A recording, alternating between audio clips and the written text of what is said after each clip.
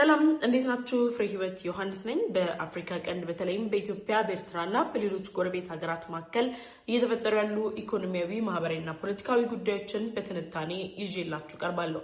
በተለይም ደግሞ ከኢትዮጵያ የቀይ ባህር ጥያቄ ጋር ተያይዞ የሚነሱ ሀሳቦች ላይ ያተኮሩ መረጃዎችን ማጋራችኋለሁ። በዛሬው ቆይታችን ሁለት እጅግ አስገራሚ የተባሉ መረጃዎችን ይዤላችሁ ቀርቤያለሁ። የመጀመሪያው ቀዳሚ አጀንዳችን የሚሆነው ኢትዮጵያ ወደ ቀይ ባህር ለመግባት የመጀመሪያ አማራጭ አድርጋ ከራስ ገዟ ሶማሊላንድ ጋር የተፈራረመችው የመግባቢያ ስምምነት የቀድሞ የሶማሊላንዱ ፕሬዝዳንት ሙሴቬኒ ከስልጣን ከተነሱ በኋላ ተፈጻሚነቱ አጠያያቂ ሁኔታ ላይ እንደወደቀ ወይም ደግሞ ኢትዮጵያ በቀደመው መንግስት የደረሰችበትን ስምምነት አሁን ላይ ሀገሪቱን እያስተዳደሩ የሚገኙት የሶማሊላንዱ ፕሬዝዳንት አብዱራህማን ኢሮ ተቀባይነት ሊሰጡት እንደማይችሉና ከሶማሊላንድ ታገኘዋለች ተብሎ የሚጠበቀው የ20 ኪሎ ሜትር የሊዝ መሬትን ኢትዮጵያ እንደማታገኝ የግብጽና የኤርትራ መንግስት ባለስልጣናት ሲናገሩ ቆይተዋል።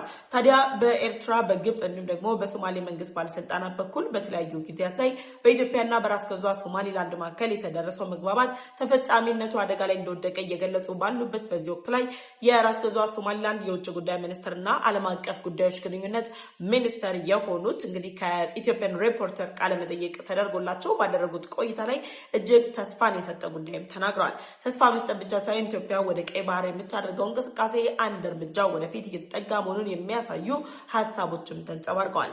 በኢትዮጵያና በራስ ገዟ ሶማሊላንድ መካከል ኢትዮጵያ ወደ ቀይ ባህር ለመግባት እያቀረበች ያለችው የቀይ ባህር ጥያቄና የባህር በር ፍላጎቷን የማሳካትን ጉዳይ በተመለከተ የውጭ ጉዳይ ሚኒስትሩ ምን አሉ፣ በአፍሪካ ቀንድ ላይ በቀጣይ ምን ሊፈጠር ይችላል የሚለውን ጨምሮ ሌሎች መረጃዎችንም ከኢትዮጵያ ሪፖርተር ጋዜጣ ቃለመጠይቅ መነሻ በማድረግ ይዤላችሁ ቀርቤያለሁ። ሁለተኛው አጀንዳችን በትግራይ ክልል እየተንቀሳቀሰ የሚገኘው ህወሓት ከኤርትራ እንዲሁም ደግሞ ከፈርዖን የተለያዩ ድጋፎች እየተደረገለት ቀጥሎ በትግራይ ክልል ሁለተኛ ዙር ጦርነትን በመፍጠር ከኢትዮጵያ ፌዴራል መንግስት ጋር ወደ ለየለት ግጭት ለመግባት ጥረቶችን እያደረገ መሆኑ የሚታወቅ ነው።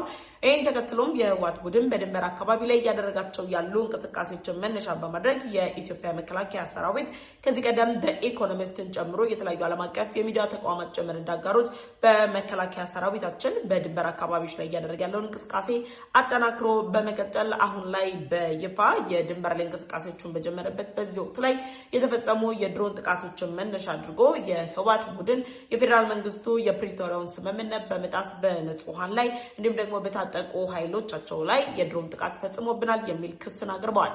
የህወሓት መሪ የሆኑት ዶክተር ደብረጽዮን ገብረ ሚካኤል ከዚህ ቀደም አስቀድመውም የፌዴራል መንግስቱ ከህወሓት ጋር ወደ ግጭት ሊያመራ ይችላል፣ ይህ ግጭት እንዳይደረግና የግጭት ደግሞ ቀጠናዊ መስፋትም ወይም ደግሞ በአፍሪካ ቀንድ ላይ አደገኛ የተባለ ውጥረትን ሊፈጠር ይችላል፣ ስለዚህ የሚመለከታችሁ ሀያላን ሀገራት መሆናቸው ዓለም አቀፍ ተቋማት የፌዴራል መንግስቱ እንድታስጠነቅቁልን የሚል ጥሪ አቅርበው ነበር። ይህን ጉዳይና ህወሓት የሰጠውን ማሳሰቢያ ጨምሮ በትግራይ ክልልና በፌዴራል መንግስቱ መካከል ያሉ አንዳንድ እንቅስቃሴዎችን በተመለከተም መረጃ ይዤላችሁ ቀርቤያለሁ። ለዩቲዩብ ቻናል አዲስ ከሆናችሁ የደወል ምልክቷን ተጭናችሁ ቻናሌን ሰብስክራይብ በማድረግ ቤተሰብ እንድትሆኑ ጋበዝኳችሁ። ወደ መጀመሪያውና ቀዳሚ አጀንዳም ተሻገርኩኝ። አብራችሁ ይቆዩ። የመጀመሪያውና ቀዳሚ አጀንዳችን የሆነው የኢትዮጵያ መንግስት ወደ ቀይ ባህር ለመግባት የሚያደርገውን እንቅስቃሴና ጥረት ተከትሎ ኢትዮጵያ በታሪክና በህግ ባለቤት ከሆነችበት የአሰብ ወደብ በተጨማሪ ከራስ ገዟ ሶማሊላንድ መንግስት ጋር የመግባቢያ ስምምነት በመፈጸም ኢትዮጵያ በምትኩ ለራስ ገዟ ሶማሊላንድ የሉዓላዊነት እውቅናን ጨምሮ ሌሎች እንደ ቴሌ፣ የህዳሴ ግድብ ላይ ያሉ የኢነርጂ አማራጮችን ጨምሮ ሌሎች ሰጥቶ መቀበል ልናገኛቸው የምንችላቸውን የተለያዩ ጉዳዮችን በማቅረብ ጭምር ወደ ቀይ ባህር ለመግባት የተለያዩ ጥረት ስታደርግ እንደነበረና ከዛም በተጨማሪ ደግሞ የ20 ኪሎ ሜትር የ50 ዓመት ሊዝ ስምምነት በመፈጸም ኢትዮጵያ በቀይ ባህር ዳርቻ ላይ የራሷን ይዞታ በመያዝ የባህር ኃይሏን ለማቋቋም ወደቦችን ደግሞ ለንግድ እንቅስቃሴ ጭምር ለመጠቀም የሚያስችል ስምምነቶችን ከራስ ገዟ ሶማሊላንድ መንግስት ጋር መድረሷ የሚታወስ ነው።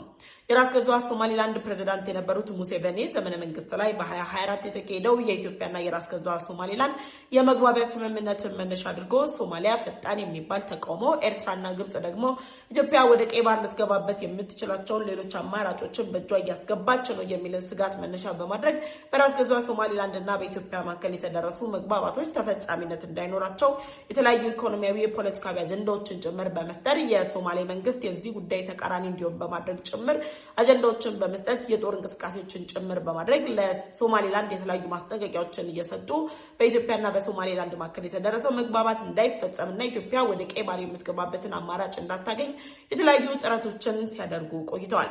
ታዲያ በራስ ገዟ ሶማሌላንድና በኢትዮጵያ መካከል የተደረሰው የመግባቢያ ስምምነት በወቅቱ የነበሩት ፕሬዝዳንት ሙሴቬኒ የስልጣን ዘመናቸውን ጨርሰው በሶማሌላንድ በተደረገው ዲሞክራሲያዊ ምርጫ አማካኝነት ከፕሬዝዳንትነት ሲነሱ አሁን ላይ ሀገሪቱን እያስተዳደሩት ፕሬዝዳንት አብዱራህማን ኢሮ ስልጣኑን ተረክቧል።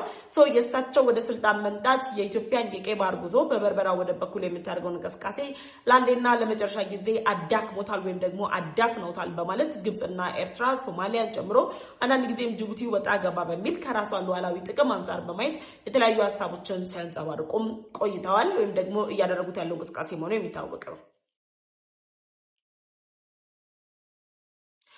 አሁን ባለው ሁኔታ የሶማሊላንዱ ፕሬዝዳንት አብዱራህማን ኢሮ ከዚህ ቀደም እኔም ደግሞ መረጃ አጋርቻችኋለሁ ሲኤንኤን አፍሪካ ላይ በተደረገላቸው ቃለ መጠይቅ በኢትዮጵያና በራስ ገዟ ሶማሊላንድ መካከል የተደረሰውን የመግባባት ስምምነት በመነሻ በማድረግ የመጀመሪያ ምዕራፍ የሆነው የንግድ ስምምነት ተፈጻሚነት ላይ በጋራ እየሰሩ ያሉበት ሁኔታና የዚህ ስምምነት ተፈጻሚነት ተረጋግጦ ኢትዮጵያ የሶማሊላንዱን የበርበራ ወደብን በመጠቀም በቀይ ባህር ላይ የንግድ እንቅስቃሴ ለማድረግ የሚያስችላትን እርምጃዎችን መጀመሯን ከዛም ባለፈ ደግሞ ከሶማሌላንድ እስከ ኢትዮጵያ ድረስ ወይም ደግሞ የኢትዮጵያ አካባቢዎች ድረስ የሚዘልቁ የመሰረተ ልማት ግንባታዎች የባቡር መንገድ ስራ ከዛም በተጨማሪ ለካርጎም ለተለያዩ አገልግሎቶች የሚውሉ ግንባታዎችን የተባበሩት አረብ ኤሚሬት ጭምር በመተባበር እየተደረጉ እንደነበረም የምናስተውለው ነው። አሁን ላይ እነዚህ ኢንፍራስትራክቸራል ዲቨሎፕመንቶች እየተሰሩ ያሉበት ሁኔታ አለ።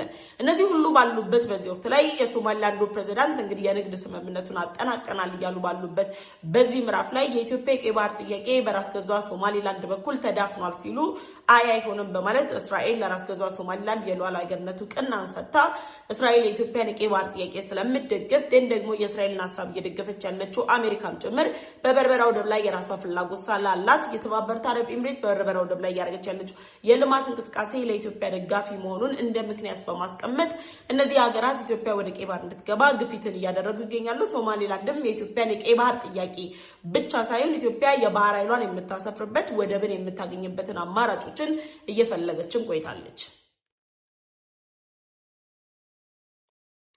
አሁን ባለው ሁኔታ ላይ በሶማሊላንድ እና በኢትዮጵያ መካከል ያለው ስምምነት ተዳክሟል ወይም ደግሞ ተፈጻሚነት የለውም ሲባል የሶማሊላንዱ የውጭ ጉዳይ ሚኒስትር እንዲሁም ደግሞ ዓለም አቀፍ ጉዳዮች ትብብር ኃላፊ የሆኑት ከኢትዮጵያን ሪፖርተር ጋር ባደረጉ ቃለ መጠይቅ ላይ እንደገለጹት ሶማሊላንድ አሁን ላይ ባለው የአፍሪካ ቀንድ ሁኔታ በዓለም የኢኮኖሚና የፖለቲካ ቅድድሞች ሂደት ውስጥ ኢትዮጵያን ውድድር ውስጥ ወይም ደግሞ ተወዳዳሪ ውስጥ የምታስገባት ሳይሆን ያለምንም ቅድመ ሁኔታ በወዳጅነት የምታስቀጥላት የሶማሊላንድና የኢትዮጵያ የሁለትዮሽ ግንኙነት ከንግድና ከኢኮኖሚ ከዲፕሎማሲ ከወደብ ግንኙነት ያለፈ እጅግ የተሳሰረ ለሶማሊላንድ የህልውና ጉዳይ እንደሆነ ጭምር ገልጸዋል። ይህ ማለት ኢትዮጵያ በቀጣይ እንደተገለጸው ከሆነ ሪፖርተር ባቀረበው ጥያቄ መሰረት የ20 ኪሎ ሜትሩ የሊዝ መሬት ኢትዮጵያ ከሶማሊላንድ ማግኘት ትችላለች ወይም ደግሞ የተደረሰው ስምምነት በሙሴቬኒ ዘመነ መንግስት የተደረሰ ነው። ዓለም አቀፉ ማህበረሰብ እያለ ያለው የስምምነት ተዳፍኗል። ከአዲሱ ፕሬዝዳንት ጋር የተደረሰ መግባቢያ የለም። ስለዚህ ተፈጻሚነቱ አደጋ ላይ ነው ተብሎ ለቀረበላቸው ጥያቄ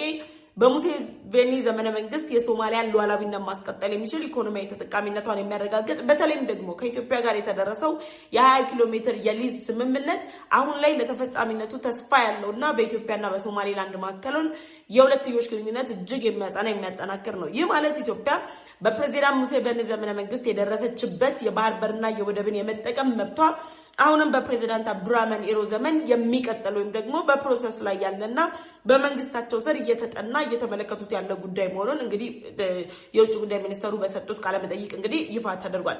ይህ ማለት በጥቅሉ ኢትዮጵያ የራስ ገዟ ሶማሊላንድን ወደቦችን ተጠቅማ ወደ ቀይ ባህር እንደምትገባና ይህንን ሀሳብ እየተቃወሙ ያሉት እነ ኤርትራ እነ ግብጽ እንዲሁም ደግሞ እነ ሶማሊያ ሀሳቡን የሚቃወሙት የሶማሊላንድን የሉዓላዊ ግንኙነት ቅናን ከኢትዮጵያ የቀይ ባህር ጥያቄ ጋር አንድ ላይ አድርገው እነዚህ ሁለት ሀሳቦችን እየጻረሩ ስለሆነ ሶማሊላንድ የሉዓላዊ ግንኙነት ቅናውን ከማግኘት ባለፈ በአፍሪካ ቀንድ ላይ ኢኮኖሚያዊ ፖለቲካዊና ዲፕሎማሲያዊ ተጽዕኖን እየጨመረች ከመጣችው ኢትዮጵያ ጋር በሚሊታሪ ጭምር በመዋሃድ የሁለትዮሽ ግንኙነቷን ማጠናከር አሁን ላይ ካለው ቀጠናዊ ጉዳይ ጋር ሲያያዝ ምርጫ የሌለው ጉዳይ ያደርጋል። ስለዚህ ባለው ሁኔታ መሰረት ኢትዮጵያ በቀጣይ የሶማሊላንድ ወደቦችን በመጠቀም ወደ ቀይ ባህር እንድትገባ የሚያስችሏትን ስምምነቶች ከዚህ ቀደም በተደረሱበት መሰረት የተለያዩ ሁለትዮሽ መግባባቶች በመደረግ ጭምር የዲፕሎማሲ ግንኙነታቸው እያደገ መምጣቱን በማሳየት የኢትዮጵያ የቀይ ባህር ጉዞ አይቀሪ መሆኑን እንግዲህ ተናግሯል ማለት ነው።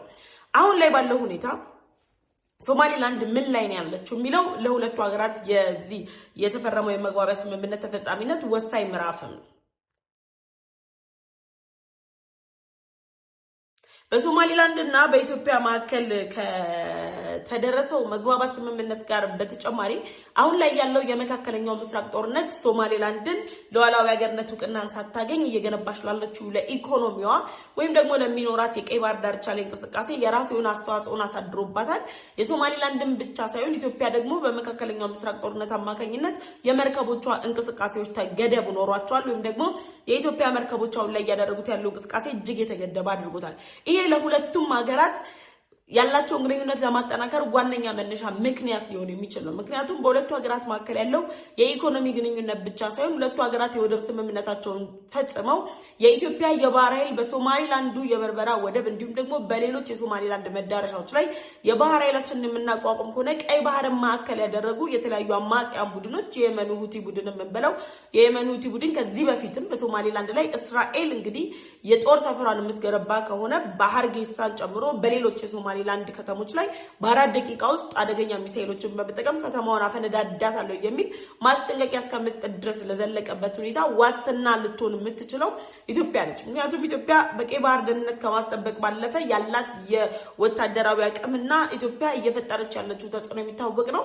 ደግሞ በቀይ ባህር ላይ ኢትዮጵያ ካላት ከሽብር ነፃ የሆነ እንቅስቃሴ አንጻር እና አሜሪካና እና እስራኤል ጭምር ኢትዮጵያን ወደ ቀይ ባህር አስገብተው በቀይ ባህር ዙሪያ ላይ የተለያዩ ምክክሮችና ድርድሮችን በማድረግ ኢትዮጵያ ወደ ቀይ ባህር እንድትገባ ፍላጎት አላቸው። ስለዚህ እነ ኤርትራ መሆኑን ግብጽ እና ሶማሊያ የደገሱትን ድግስ ሙሉ ለሙሉ የሚያከሽፍና ኢትዮጵያ በቀጥታ ወደ ቀይ ባህር ለመግባት የሚያስችላትን የሁለትዮሽና የሶስትዮሽ ግንኙነትን ማጠናከሯን የሚያሳየም ጉዳይ እንደሆነ ጭምር እየተነገረ ይገኛል። ስለዚህ በሶማሊላንድ እና በኢትዮጵያ መካከል የተደረሰው የባህር በር ስምምነት ኢትዮጵያ 20 ኪሎ ሜትር የሊዝ መሬት የማግኘቷ ጉዳይ በተጠንጠል የሚቀር ሳይሆን ካለፈው መንግስት በተጨማሪ አሁንም የፕሬዝዳንት አብዱራህማን ኢሮ መንግስት ያጤነውና በዚህ ጉዳይ ላይ መግባባት ላይ ተደርሶ በቀጣይም ኢትዮጵያ ወደ ቀይ ባህር የምትገባባቸው ምቹ ሁኔታዎችን ሊፈጠር የሚችል ዝግጅት እንዳለም የሚያሳይ ነው። አብዱራህማን ዳህረን አደም ባካል ይባላሉ እንግዲህ የሶማሊላንዱ የውጭ ጉዳይ ሚኒስተር። እሳቸው ከሪፖርተር ጋር የነበራቸው ቆይታ እጅግ በጣም አስገራሚ ነው። የኢትዮጵያና የሶማሊላንድን እያደገ የመጣውን የሁለትዮሽ ግንኙነትን በይበልጥ የሚያጠናክርና ሶማሊላንድ የራሷን ጥቅም የራሷን የሁለትዮሽ ግንኙነት ለማጠናከር ከዛም ባለፈ ደግሞ በቀጠናው ላይ ተጽዕኖ ለመፍጠር በምታደርገው ጥረት ላይ ኢትዮጵያን ስትራቴጂካዊ አጋር አድርጋ መጠቀሟን የሚያሳይ ጉዳይ ነው። በዚህ ጉዳይ ላይ ሀሳብ አስተያየታችሁን ኮሜንት ሴክሽን ላይ አስቀምጡልኝ። ወደ ሁለተኛው አጀንዳ ተሻገርኩ። ሁለተኛው አጀንዳችን አሁን ላይ ከዚህ ቀደም በተደጋጋሚ እንደገለጽኩላችሁ በትግራይ ክልል ያለውን ሁኔታ መነሻ በማድረግ ህወሓት ከፌደራል መንግስት ጋር ግጭት ውስጥ በመግባት የፌደራል መንግስቱ የትግራይ ህዝብን እየጨረሰ ነው፣ የድሮን ጥቃት እየፈጸመ ነው፣ ለህዝብ አያንስም፣ ህክምናን አቋርጧል፣ ምግብ ድጋፍ እያደረገ አይደለም፣ ህዝቡን በረሃብ እየፈጀ ነው፣ የትግራይ ህዝብ ከኢትዮጵያ ህዝብ የተለየ ህዝብ ተደርጎ በፌደራል መንግስቱ ሌብል እየተደረገ ነው የሚሉ አመለካከቶችና ሐሳቦችን ለዓለም አቀፉ ማህበረሰብ ለማንጸባረቅ በሚያደርጉት ጥረት ላይ እንግዲህ በትግራይ ክልል ያለው ህወሓት ከኤርትራና ከግብጽ ከሌሎችም ኃይሎች ጋር በጋራ በመጣመር ኢትዮጵያ ላይ አፍራሽ የሆነ አጀንዳቸውን ይዘው መንቀሳቀስ ጀምረዋል። በሰሞኑን ደግሞ ይህን እንቅስቃሴያቸውን አጠናክረዋል። እንቅስቃሴያቸውን ከማጠናከርም ባለፈ ደግሞ በሰሞኑን እንግዲህ በትግራይ ክልል ያለውን እና የተፈጠረውን ነገር ሁላችሁም የምትረዱት ጉዳይ ነው። በትግራይ ክልል በሰሞኑን ባለው ሁኔታ ላይ እንግዲህ በጀነራል ታደሰ ወረደ ሲመራ የነበረውን የትግራይ ክልል መንግስትን በማንሳት ህገወጥ በሆነ መንገድ ዶክተር ደብረጽዮን ገብረ ሚካኤልን የክልሉ ፕሬዝዳንት አድርጎ ሾሞ ህወሓት በትግራይ ክልል ላይ አስገዳጅ የተባሉ ወታደራዊ መልመሎችን እያደረገ ነው። ዜጎችን አስገዳጅ የተባለ ሰብአዊና ዲሞክራሲያዊ መብታቸውን ጭምር በመጣስ እንደ ዜጋ ሳይሆን እነሱ አዛዥ ህዝቡን ታዛዥ አድርገው እነሱና በኤርትራ መካከል ያለው የአዛዥና የታዛዥን ግንኙነት ህዝብ ላይ ጭምር ለማስረጽ እየሞከሩ ነው ያሉት። ለዚህ ደግሞ የኤርትራው ፕሬዝዳንት ኢሳያስ አፈወርቂ በተደጋጋሚ እንደሚገልጹት አሁን ላይ በኤርትራ በህወሓት በግብጽና በሱዳን መካከል ባለው የሶስትዮሽ ወይም ደግሞ የአራትዮሽ ጥምረት ላይ አደገኛ የተባለው ጥምረት ጽምዶ ነው። ጽምዶ ህዝብ ለህዝብ ግንኙነት ተብሎ ወታደራዊ ጥምረት በሆነበት በዚህ ወቅት ላይ የኤርትራው ፕሬዝዳንት ኢሳያስ አፈወርቂ ጽምዶ የአፍሪካ ቀንድ ውጥረት ሊፈታ የሚችል በአፍሪካ ቀንድ ላይ የራስ ተጽዕኖ ሊያሳርፍ የሚችል ኃይል እንደሆነ ገልጸዋል። በነገራችን ላይ ጽምዶ አይደለም የአፍሪካ ቀንድን ችግር ሊፈታ በአፍሪካ ቀንድ ላይ ተጽዕኖ ሊፈጠር ይቅርና ጽምዶ የሚባለው ጥምረት የትግራይ ክልልን አሁን ላይ የህወሓት ቡድን እኔ ነኝ የማስተዳድር የሚለው ትግራይ ክልል ላይ እንኳን ተጽዕኖ መፍጠር ያልቻለ በህዝብ ዘንድ ተቀባይነት ያላገኘ ህዝቡ በይፋ እየተቃወመው የሚገኘው ጥምረትም ነው። ታዲያ የሆነ ባለበት በዚህ ወቅት ላይ የትግራይ ክልል ወይም ደግሞ አሁን ላይ ያለው ዶክተር ደብረጽዮን ገብረ ሚካኤል በፌደራል መንግስቱ ላይ ክስ አቅርቧል። ዓለም አቀፉ ማህበረሰብ ጭምር ፌደራል መንግስቱን ተጠያቂ እንዲያደርግም እያደረጉ ይገኛሉ። ዶክተር ደብረጽዮን ገብረ ሚካኤል የሚመራው የህወሓት ቡድን በሰሜን ምዕራብ ትግራይ በሽራሮ አካባቢ ላይ በትናንትናው ዕለት በፈረንጆቹ እንግዲህ ሰኔ 6 በድሮን ጥቃት ፈጽመው በሰው ንብረትና በሌሎች ላይ ጉዳትን አድርሷል የፌደራል መንግስቱ ይላል።